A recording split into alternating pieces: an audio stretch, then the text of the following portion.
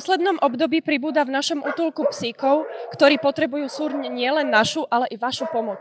Častokrát putuje psík z domáceho prostredia, z teplého bytu do kotierca.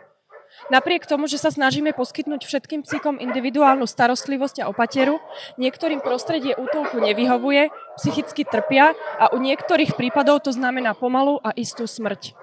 Psík sa tzv. Opustí, prestane žrať a od stresu a od žiaľu jednoducho zomrie.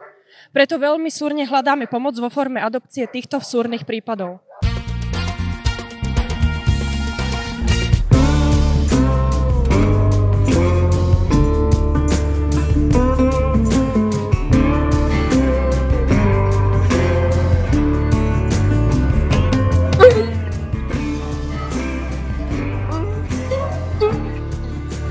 Pusa je starší psík veľmi miernej a pokojnej povahy.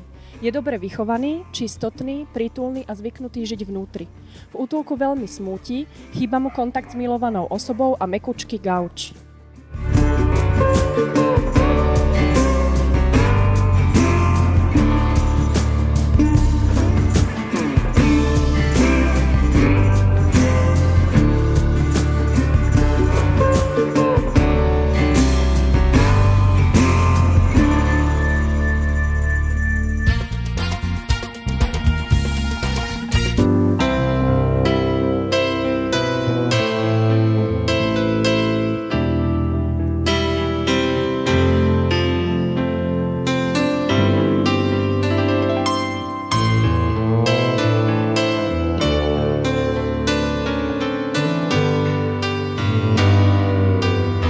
Beko je psík s veľmi smutným osudom.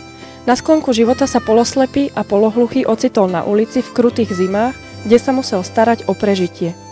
Do útulku sme ho prijali na pokraji smrti a so zlomenou nohou.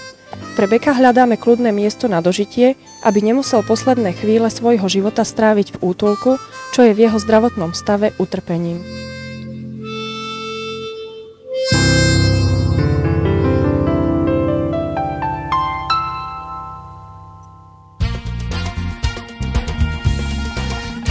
Pokiaľ uvažujete nad adopciou psíka z útulku, alebo sa chcete o útulku a jeho obyvateľoch dozvedieť niečo viac, pozývame vás na adopčný deň. Predstavíme si jednotlivých psíkov, povieme vám viac o ich správaní, vyskúšate si priamy kontakt a možno sa vám niektorý z chlpáčov zapáči a odídete s ním domov.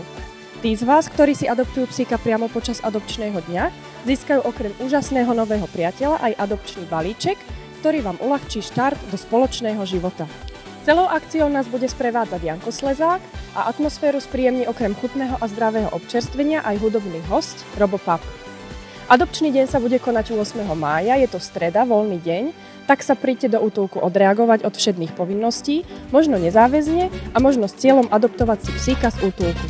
Tešíme sa na vás 8. mája.